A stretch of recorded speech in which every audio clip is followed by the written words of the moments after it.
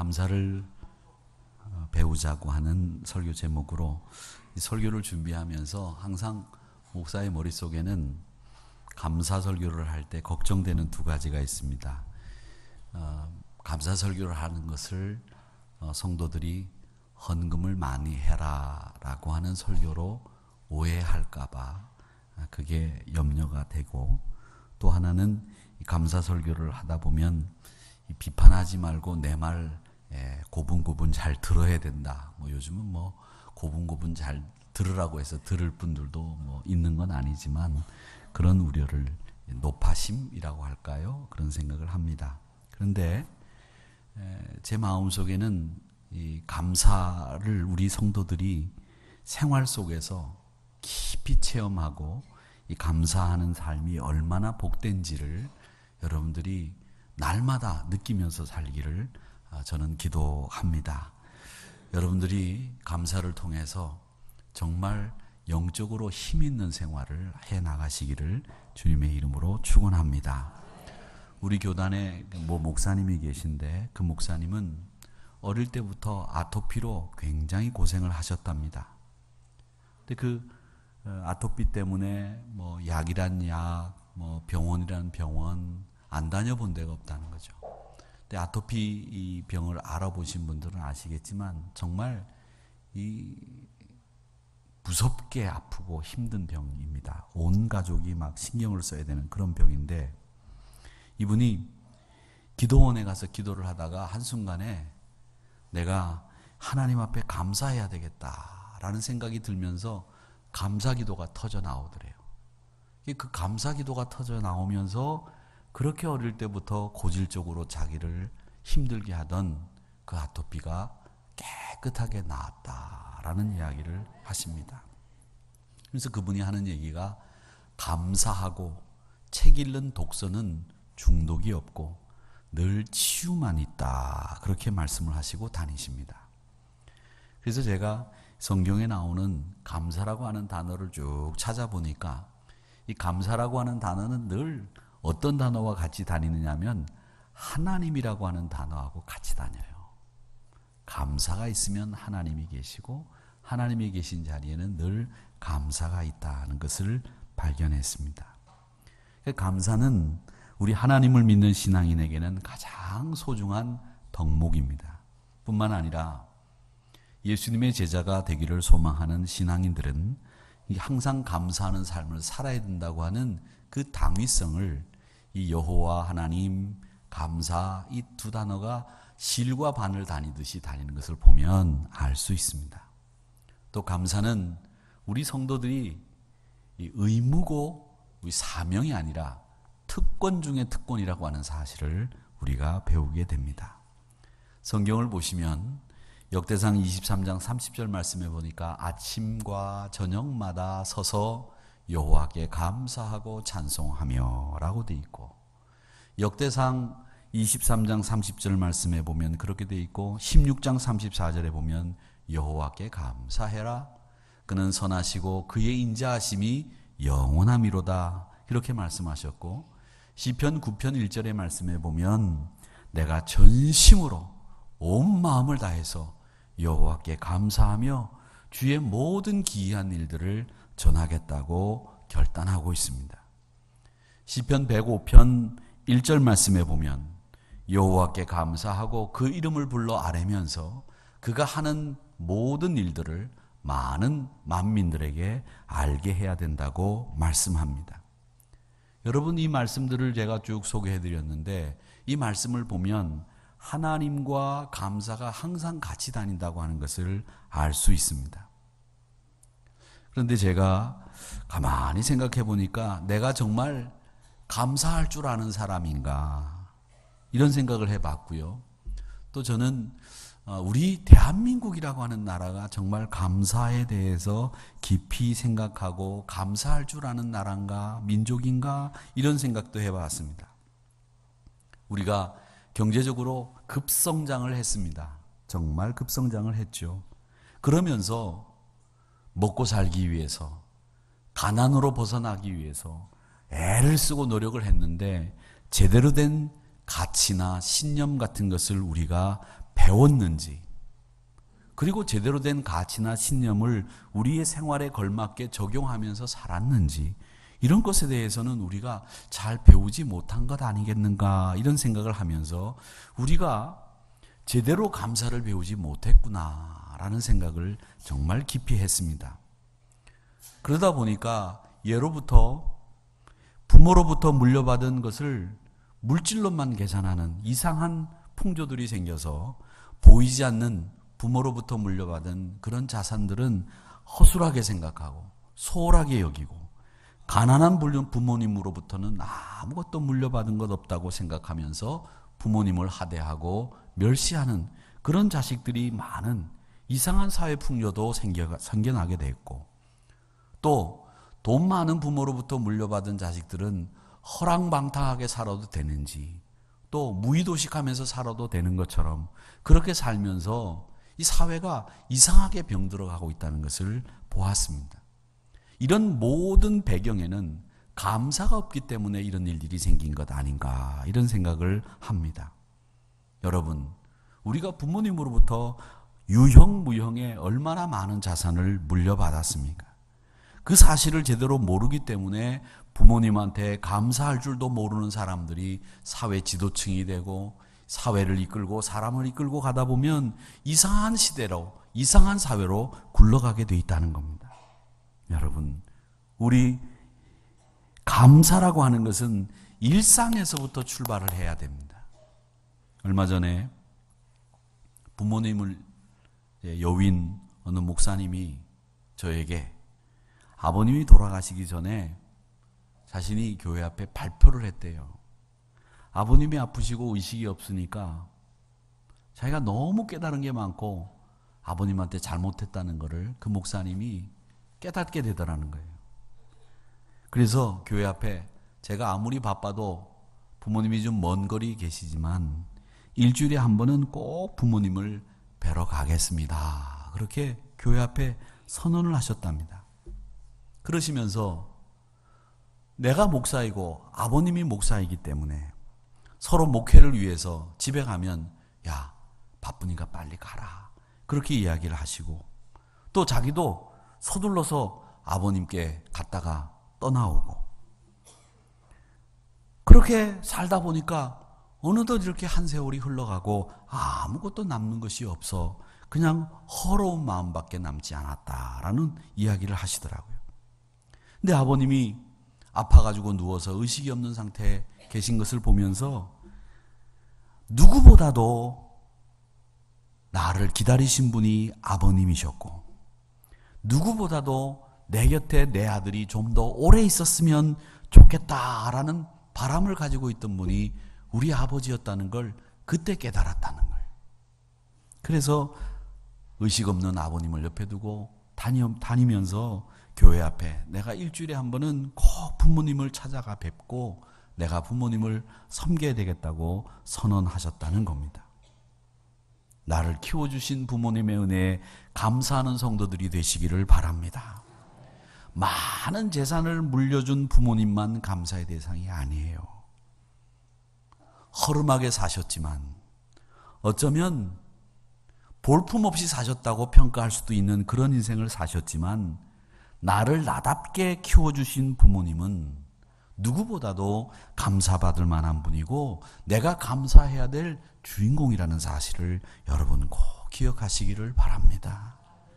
이런 물질 중심의 가치관을 갖고 있다 보니까 나한테 재산 물려주지 못한 부모님은 감사할 수 없는, 감사 안 해도 되는 그런 부모라고 생각을 하고, 물질 많이 물려준 부모님은 그 앞에 가서 벌벌 떨고 한 푼이라도 더 받아내려고 감사의 마음은 없으면서 그렇게 살아가는 가치관 없는, 신념 없는 그런 세상에서 우리가 감사가 얼마나 소중한 일이라는 것을 보고 배우고 보여주는 여러분들이 되시기를 주님의 이름으로 축원합니다. 또 감사는요, 기적을 만들어냅니다.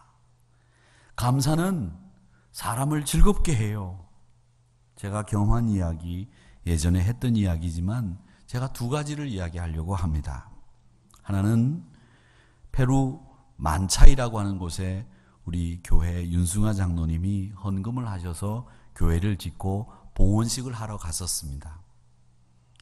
그 봉헌식을 마치고 난 뒤에 이제 파라과이로 이동하기 위해서 페루 공항으로 갔을 때의 일입니다.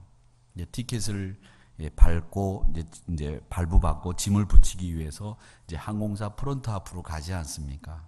여권을 주고 이제 뭐 이 티켓이시면 이 티켓을 주고 예약 번호를 준다든지 주고 기다리고 있는데 항공사 직원이 저에게 와서 뭐라고 얘기하느냐면 왜 다시 페루로 돌아오는 리턴 티켓이 없느냐고 물었습니다. 근데 외국에 나가보면 가끔 이 동양인이라고 무시하는 사람들이 있어요. 그래서 이 사람이 나를 무시하나? 나는 이제 저희 일정은 이제 페루에서 행사 끝나고 파라과이 중앙교회로 가서 그곳에서 주의를 지키고 이제 상파울루로 넘어가서 그곳에서 이제 신학교를 둘러보고 선교사님 만나고 그곳 행사 진행하고 돌아오는 것이었는데 그러니까 페루로 돌아올 일이 없죠. 근데 제 생각에는 이 사람이 이민국 직원도 아니고 항공사 직원인 주제에 내가 동양인이라고 왜 리턴 티켓 없느냐고 띡띡거리는 거 아닌가. 참 건방지다. 무시하는구나. 그렇게 생각을 하고 제가 단호하게 그건 네가 알 바 아니니까 그냥 티켓이나 발부해라. 그렇게 이야기를 했습니다. 그랬더니 그 항공사 직원이 그야말로 썩소를 짓더니 아무 말 없이 티켓을 발부해 주는 겁니다. 근데 그 직원이 저에게 복수했다는 것은 나중에 비행기를 타고 나서야 알게 됐습니다. 제 자리와 집사람 자리 그리고 같이 가신 장로님 자리는 맨 뒷자리, 화장실 문 앞에 뒤로 제쳐지지도 않는 자리, 그 자리에다가 배정을 해놓은 겁니다. 그래서 8시간 동안 뒤로 젖혀지지도 않고 좁아 터진 그 자리에서 화장실 들락거리는 분들 냄새 다 맡으면서 8시간을 갔습니다. 또 한 가지 이야기는 제가 선배 목사님과 전라도 쪽에 문상을 다녀오다가 지금도 생생히 기억합니다. 남강 휴게소라고 하는 휴게소가 있는데 제가 거기 가서 이제 저녁에 출출하니까 유부우동을 먹자고 했습니다. 저는 개인적으로 우동 중에서는 유부우동이 제일 맛있다고 생각합니다. 이렇게 얘기하면 다음에 휴게소 갔을 때 목사님 유부우동 안 드세요? 뭐 이렇게 얘기하실 분이 있는데 제발 그러지 마세요. 제가 알아서 사 먹을 테니까. 근데 유부우동을 시키고 난 뒤에 제가 유부를 좋아하니까 그 아가씨에게 유부를 많이 넣어달라고 부탁을 했습니다. 그랬더니 옆에 있던 선배 목사님이 이 사람이 목사인데 꼭 이렇게 이쁜 여자한테만 말을 건다고 그렇게 이야기를 하셨습니다. 그리고 저는 그 옆에서 크게 동의를 했습니다. 아, 그렇다고 이렇게 고개를 끄덕거렸습니다. 그리고 저는 그날 우동 국물보다 더 많은 유부를 넣은 우동을 배부르게 먹었습니다. 여지껏 노아 홍수 이후 유부가 그렇게 많이 들어간 우동을 먹어본 적도 없었고 앞으로도 없을 거라고 생각합니다. 저의 이 경험과는 정반대되는 경험을 한 분의 간증이 있어서 소개를 하려고 합니다. 원 제목은 The Power of Thanksgiving and Prices라고 하는 책인데 한국어로는 부제가 0.3초의 기적이고 책 제목은 감사의 힘이라고 하는 책 제목입니다. 데보라 노빌이라고 하는 사람이 쓴 책입니다. 이분이 피츠버그에서 뉴욕으로 가기 위한 비행기를 기다리다가 비행기가 처음에는 연착된다는 이야기를 듣습니다. 그러다가 나중에 악천후 때문에 비행기 출발 자체가 취소됐다는 이야기가 방송으로 흘러나오고 탑승장에 있던 탑승 예정 승객들이 비행기표를 환불하려고 프론트로 몰려가서 야단 법석을 떨고 항의를 합니다. 이 와중에 이 데보라 노빌이 그냥 승객들에게 항의를 받아가지고 녹초가 된 그 항공사 직원에게 위로하는 말, 감사하는 말 한마디를 건넸습니다. 근데 짐을 챙겨가지고 이제 비행기가 출발이 완전히 취소됐으니까 그 자리를 떠나려고 하는데 그 위로의 말, 감사의 말을 전했던 그 직원 바로 옆에 있는 사람이 따라오면서 하는 말이 뉴욕으로 가는 비행기는 지금 취소됐지만 뉴욕 근처로 가는 비행기가 자리가 딱 한 표 있는데 타겠느냐고 묻더랍니다. 오브 코스죠. 무조건 타야죠. 그래서 비행기를 탔는데 비행기 자리가 타보니까 시원찮은 자리입니다. 비행기가 이륙하고 난 뒤에 이제 시원찮은 자리라도 이 자리를 앉아서 뉴욕 근처까지만 가면 육로를 통해서 뉴욕으로 가면 되니까 이제 자리에 앉아 있는데 갑자기 또 여자 승무원이 오더니 짐을 챙겨서 자기를 따라오라고 하더니 1등석으로 무료로 업그레이드를 해 주더라는 겁니다. 여러분, 위로의 말 한마디, 감사하다는 말 한마디, 많은 승객들이 와서 항의하고 표를 환불해 나가는 과정 속에서 그 위로의 말 한마디를 던진 것이 결국 뉴욕으로 가는 비행기 표를 얻게 했고 그것도 1등석에 무료로 가는 이런 행운을 차지하게 된 겁니다. 사랑하는 성도 여러분, 감사는 사람을 즐겁게 해주고 사람을 세워주고 사람을 기쁘게 합니다. 비난은 비난하는 사람에게 욕으로 돌아갑니다. 감사는 그 사람의 인격을 세워주고 그 사람을 만들어주는 척도와 도구가 됩니다. 감사하는 사람 보세요. 다 존경받습니다. 비난하고 욕하는 사람들은 그 앞에서 그 사람의 말을 듣지만 돌아서면 그 사람을 버릴 때 비난하는 사람, 욕하는 사람을 먼저 버립니다. 그렇기 때문에 감사하는 사람, 칭찬하는 사람이 사람 속에는 환영받고 그 사람을 인격적으로 대하고 그 사람의 인격을 완성했다고 이야기를 합니다.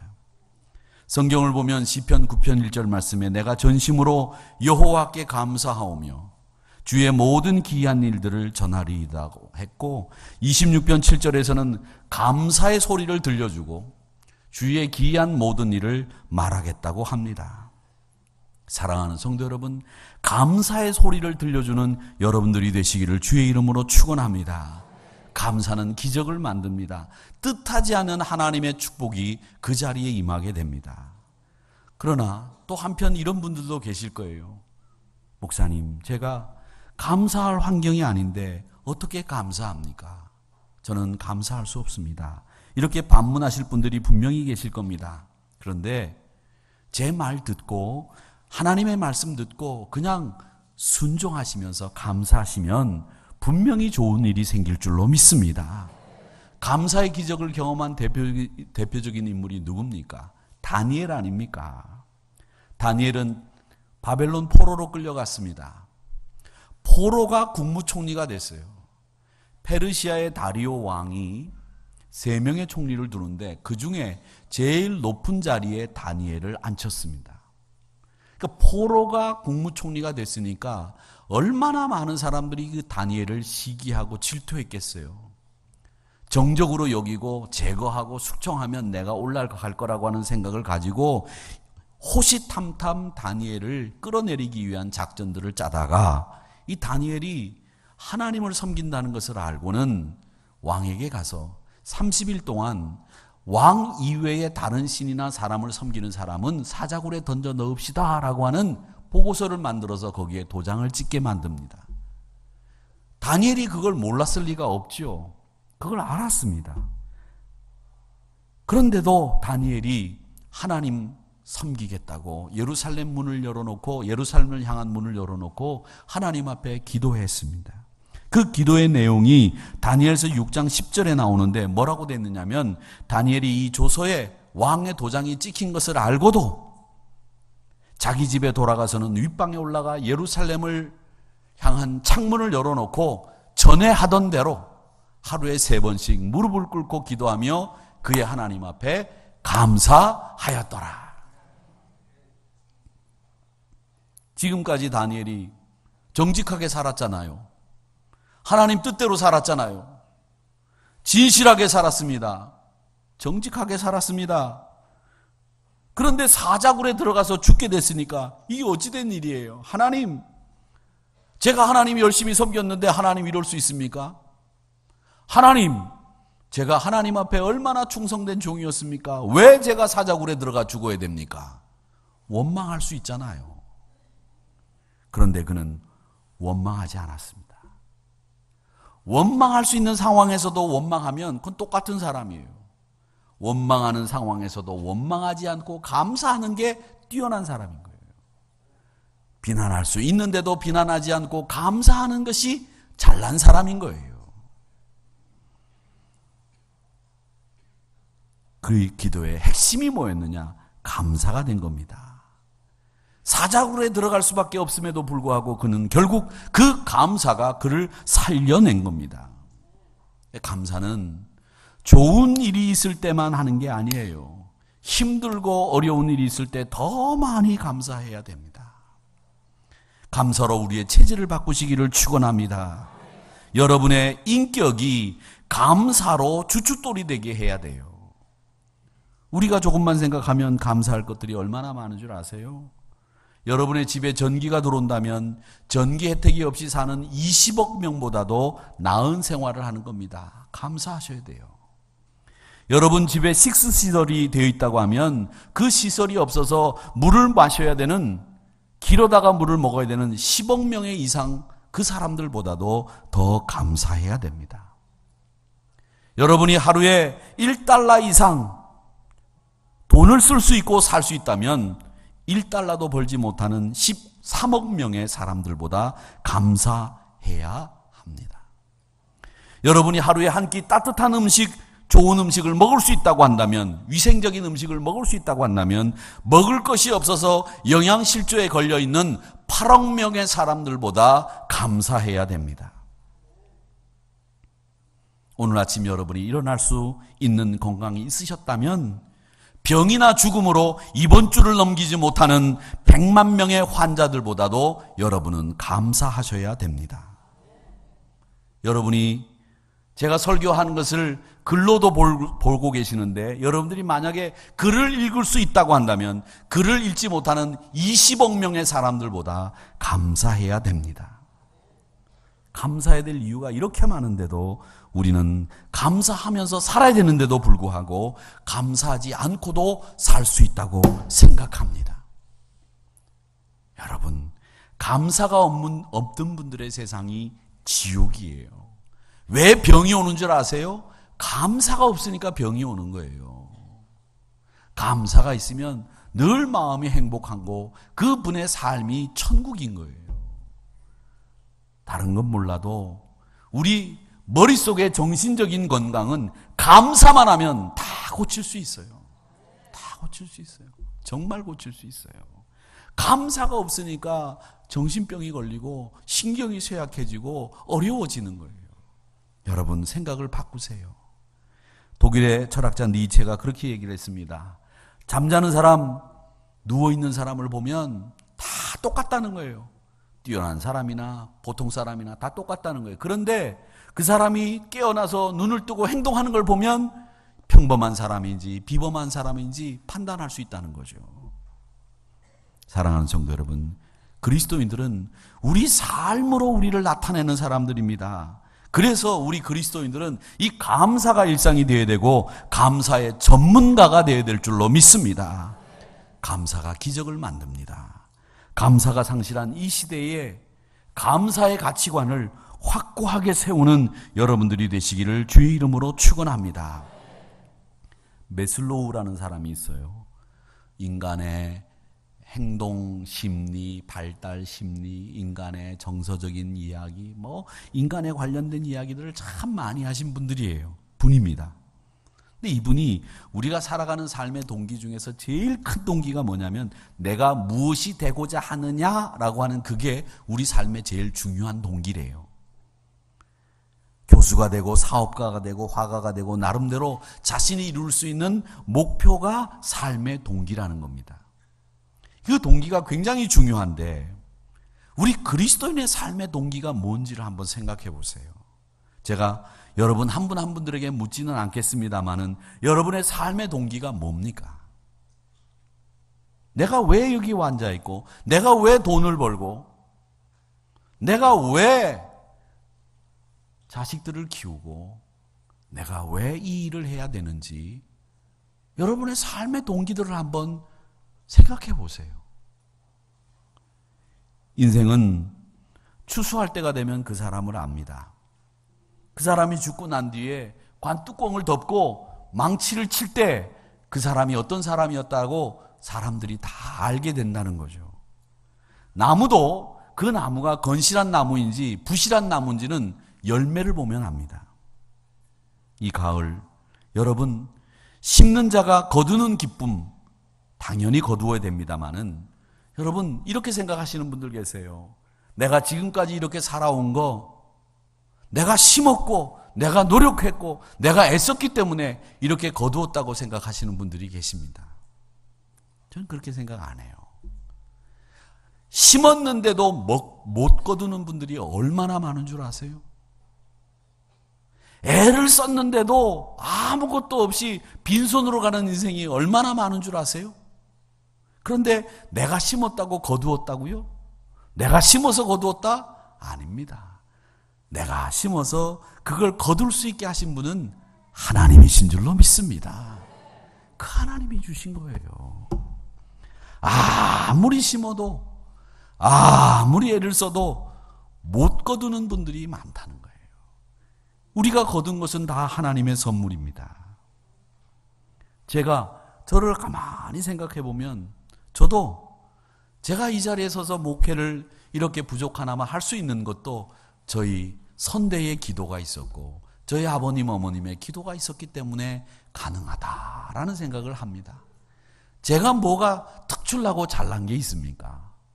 뭐 제가 유명한 목사도 아니고 뭐 잘난 것도 없는 그런 사람입니다. 맨날 지 잘난 척만 할 줄 알지 뭐 진짜 잘난 게 있습니까? 오늘 2부 예배에 오셨던 이은재 국회의원이 강남에서 목사님들 중에선 한우리교회 목사님이 제일 잘생겼다고 이야기는 했습니다마는 지 잘난 척만 할 줄 알지 잘난 게 뭐가 있어요. 다 하나님의 은혜고 부모님 기도 덕분이죠. 내가 노력해서 여기까지 왔다고 생각하지 마세요.